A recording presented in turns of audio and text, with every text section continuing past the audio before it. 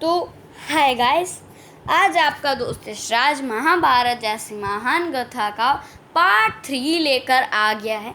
मैं आपको बता दूं कि कोई आपको इतनी जल्दी महाभारत वो भी A to Z नहीं पढ़ाएगा, लेकिन यार फिकर नॉट, आपका दोस्त यहाँ पर है। तो यार अगर आपने पार्ट 1, पार्ट 2 और इससे आने वाले पार्ट्स नहीं देखे हैं तो फिर आपको सिंपली क्या करना होगा ना कि जो फुल स्क्रीन मोड एग्जिट कर देना है, ठीक है, और फिर मेरी वीडियो के टाइटल पे क्लिक करना है आपको, और फिर थोड़ा नीचे स्क्रॉल करना है, फिर ये आ रहेगा publish on dash dash dash. फिर मैं पार्ट 1, पार्ट 2 और इसके आने वाले पार्ट्स का लिंक आपको दे दूँगा, और आपको बस उनमें डबल टैप करना है, फिर आप वो वीडियो देख के आ जाएगी। तो अब हम इस वीडियो की हैप्पी स्टार्टिंग कर देते हैं। तो यार अब जो हमारे पांडव होते हैं, पांडु पुत्र पांडव, ठीक है, वो ना वनवास में चले जाते हैं, जैसे आपने पिछले पार्ट में देखा था।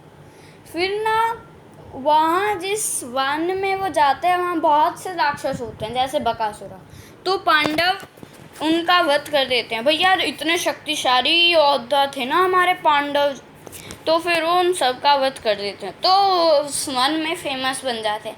वन में अब जानवर की से नहीं फेमस बन जाते, वन में भी कुछ लोग रह रहे थे ना, तो इसलिए वो अपने आस पड़ोस में फेमस हो जाते हैं, ठीक है। तो यार फिर क्या होता है, 13 साल पूरे हो जाते हैं पांडवों के वनवास के, तो फिर वो राज्य मांगने जाते हैं।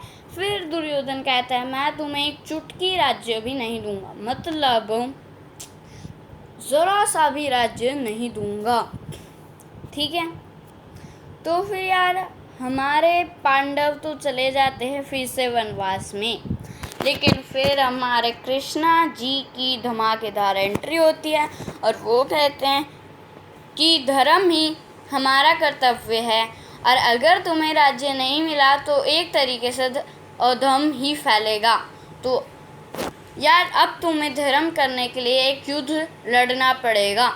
फिर यार शुरू में पांडव मना कर देते हैं कि हम अपने भाइयों से क्यों युद्ध करें, वो भी एक तरीके से हमारे रिश्तेदार ही हैं। लेकिन फिर कृष्णा जी बना लेते हैं और उनको इस शुभ काम में आखिरकार मनाने में कामयाब हो जाते हैं, ठीक है।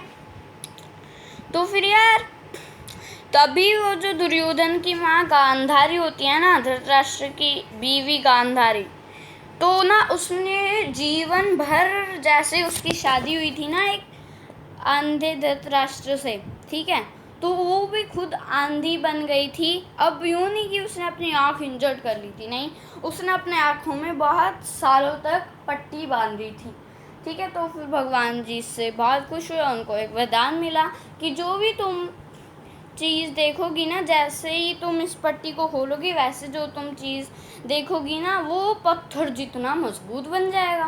तो फिर ना दुर्योधन की माँ बोलती है कि दुर्योधन तुम मेरे सामने नंगे आओ। फिर कृष्ण को ये बात पता लग जाती है कि ऐसा ऐसा वरदान मिल जाएगा, फिर इसको हराना तो हमारे युद्ध के लिए बहुत ज़्यादा मुश्किल हो जाएगा, ठीक है। तो फिर कृष्ण कह रहे हैं इतना बड़ा पुत्र अपनी माँ के पास नंगा जाएगा।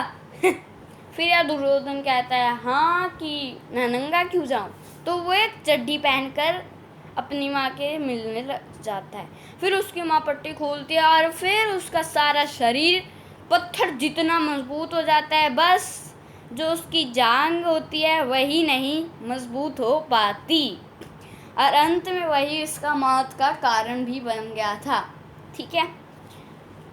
तो यार फिर ना जैसे ही दुर्योधन को सेनापति चूज करना होता है, वो बोलता है कर्ण अंगराज हमारा सेनापति बनेगा, ठीक है, ठीक है। तो जैसे ही वो ये लाइन बोलता है, कुंती आती है दौड़ी दौड़ी, कर्ण को ले जाती है अपने पास और बोलती है कर्ण तुम्हें मुझे सूर्य ने दिया था, तुम मेरे पुत्र हो, मतलब तुम छठे पांडव हो, तो तुम पांडवों के पक्ष में युद्ध करो, ठीक है।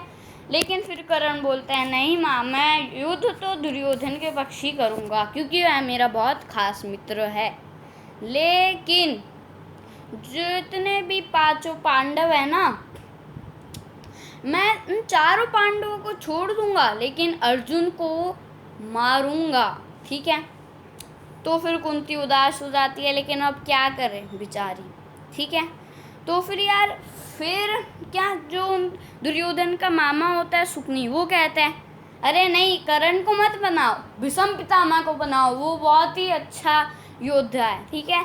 तो फिर शुरू में दुर्योधन कहता है नहीं, मैं अपने मित्र को ही बनाऊंगा, लेकिन फिर धीरे धीरे बात कन्विंस हो जाती है, ठीक है।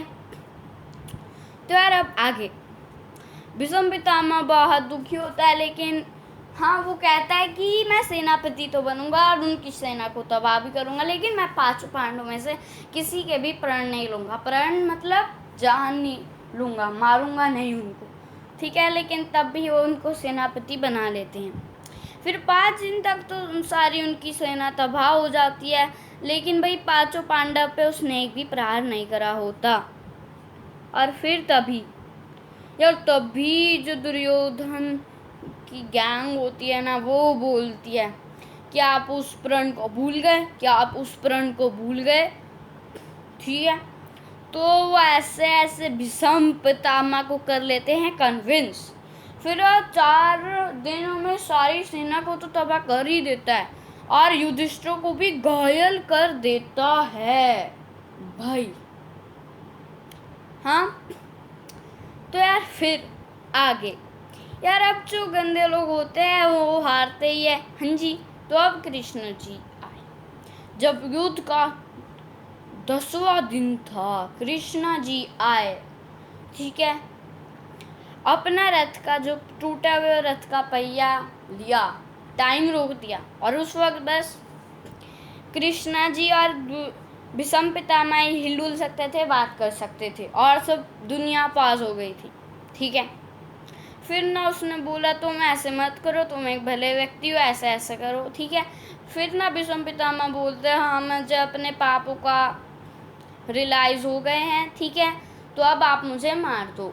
तो जैसे ही कृष्णा उसको मुक्ति देने ही वाला होता है, तभी भीष्म पितामह कहता है नहीं कृष्णा जी 1 मिनट। फिर कृष्णा जी पूछते हैं क्या हुआ। फिर वो बोलता है यार कि ना भाई मैं तो शिखंडी से ही मरूंगा, ठीक है। तो कृष्ण बोलता है भाई क्यों। तो फिर उसको सारी कहानी बता देता है और बोलता है मेरे शिखंडी ने बहुत ही पूजा की है कि वही हमारी मौत का कारण बनेगी। तो फिर कृष्ण मान जाता है और शिखंडी को युद्ध भूमि में ले आता है। अब उससे आगे आपको पार्ट 4 में पता लगेगा यार भीष्म पितामह का मृत्यु कैसी हुई थी। तो यार उससे पहले अगर आपने चैनल को सब्सक्राइब नहीं करा है तो कर लीजिए, ताकि जैसे ही मैं पार्ट 4 अपलोड करूं आपको पता लग जाए। तो बाय बाय गाइस।